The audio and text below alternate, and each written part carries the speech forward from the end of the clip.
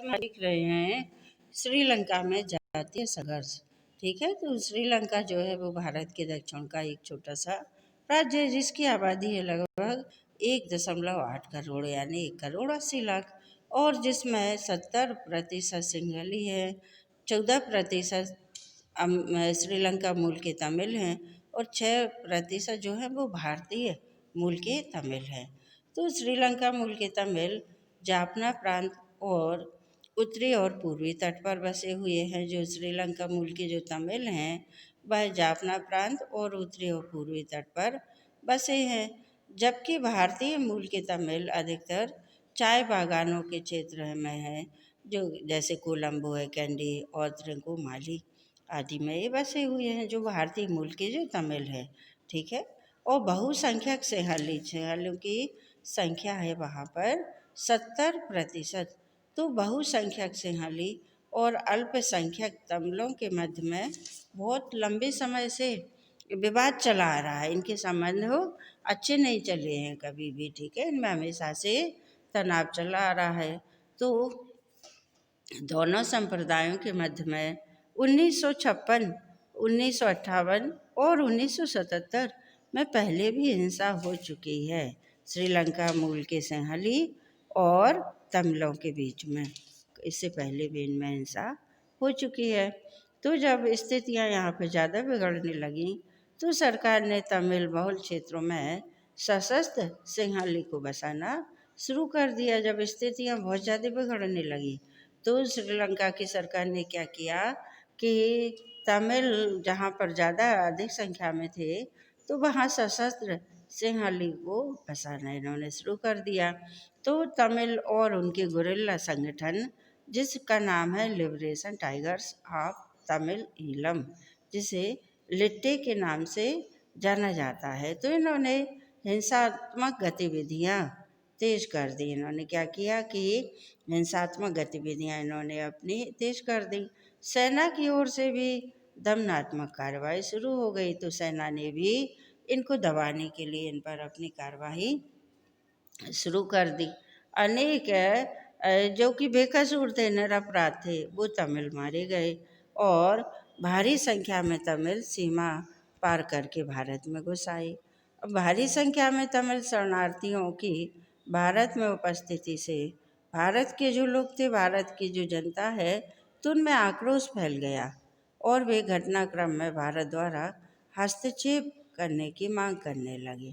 ठीक है, लेकिन भारत सरकार ने क्या किया, इस प्रकार का हस्तक्षेप करने की मांग को इन्होंने निरस्त कर दिया और श्रीलंका सरकार से समस्या का राजनीतिक हल निकालने का आग्रह किया। भारत ने स्वयं हस्तक्षेप न करते हुए श्रीलंका की सरकार से ये आग्रह किया कि वह इस समस्या का राजनीतिक हल निकाले।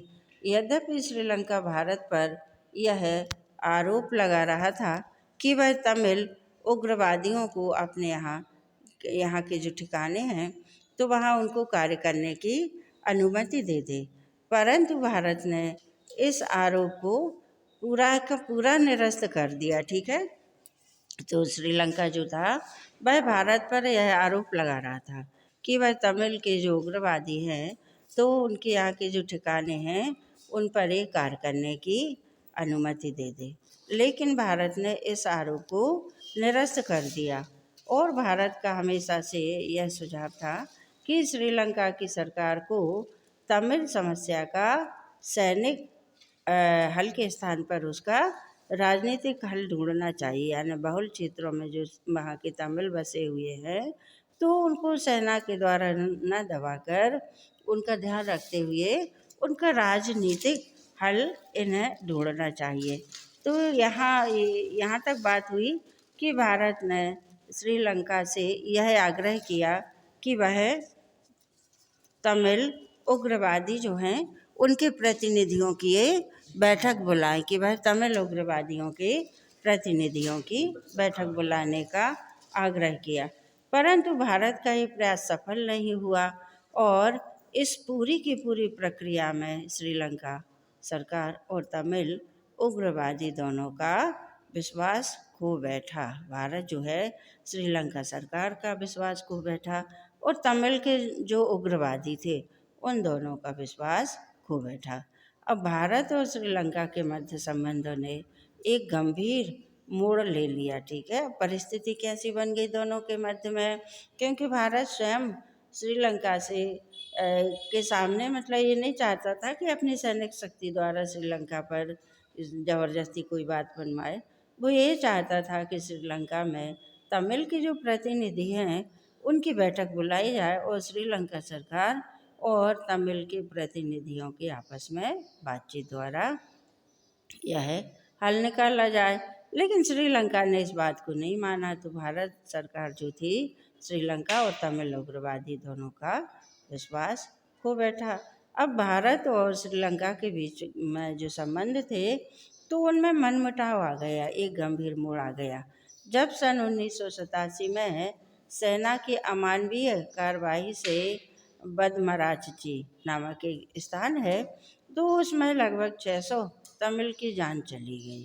ठीक है, तो ऐसा भय था कि श्रीलंका की सेना की इस तरह की कार्रवाई से भारत में और अधिक संख्या में तमिल शरणार्थी आ सकते हैं, और भारत सरकार को यह अंदेशा था कि श्रीलंका सरकार अगर तमिलों पर इसी तरह से अत्याचार करती रही, तमिलों का दमन करती रही, तो और भी तमिल भारत में शरण लेने आ सकते हैं। तो ऐसी स्थिति में भारत ने जाफना प्रायद्वीप के जो पीड़ित लोग थे तो उनके लिए भारतीय वायुसेना के माध्यम से राहत सामग्री भेजने का इन्होंने निर्णय लिया। ठीक है, भारत ने जाफना प्रायद्वीप में जो पीड़ित थे तो उनके लिए भारतीय वायुसेना के माध्यम से इन्होंने राहत सामग्री भेजने का निर्णय लिया। तो पहले तो श्रीलंका ने विरोध किया, लेकिन बाद में भारत द्वारा भेजी गई राहत सामग्री को इन्होंने स्वीकार कर लिया। अगला है राजीव गांधी और जयवर्धने समझौता। राजीव गांधी और जयवर्धने समझौता तो 19 जुलाई 1987 को भारत के प्रधानमंत्री और श्रीलंका के राष्ट्रपति जयवर्धने के बीच में एक समझौता हुआ, जिसकी मुख्य बातें कौन थी? श्रीलंका की अखंडता को बाधित किए बिना तमिल उत्तरी और पूर्वी प्रांत का परस्पर विलय कर दिया जाए। इनका ये था कि श्रीलंका की अखंडता को बाधित किए बिना तमिल जहाँ बहुत अधिक मात्रा में बसे हुए हैं तो उत्तरी और पूर्वी प्रांत का परस्पर विलय कर दिया जाए, और 31 दिसंबर 1988 के पहले पूर्वी प्रांत में एक जनमत संग्रह का आयोजन किया जाए। 31 दिसंबर 1988 से पहले पूर्वी प्रांत में एक जनमत संग्रह का आयोजन किया जाए, जिससे कि ये निर्णय ले सकें कि वे उत्तरी प्रांत से संबंध बनाए रखना चाहते हैं या एक प्रांतीय गवर्नर और प्रांतीय परिषद से युक्त एक अलग से अपनी शासन व्यवस्था या प्रशासनिक इकाई का निर्माण करना चाहेंगे। तो उत्तरी और पूर्वी प्रांत की परिषदों के चुनाव 31 दिसंबर 1987 से पूर्व करा लिए जाएं। भारत सरकार ये चाहती थी कि वहाँ 31 दिसंबर 1988 के से पहले जनमत संग्रह का यानी निर्वाचन कराए जाएं। ठीक है, जिससे कि ताकि वे निर्णय ले सकें कि वहाँ के जो तमिल हैं वो उत्तरी प्रांत से संबंध रखना चाहते हैं या अपनी अलग से एक सरकार बना के अपनी व्यवस्था करना चाहते हैं। ठीक है, तो उत्तरी और पूर्वी प्रांत की परिषदों के चुनाव 31 दिसंबर 1987 से पहले करा लिए जाएं। पूर्वी और उत्तरी प्रांत में आपात स्थिति 15 अगस्त 1987 तक उठा ली जाएगी।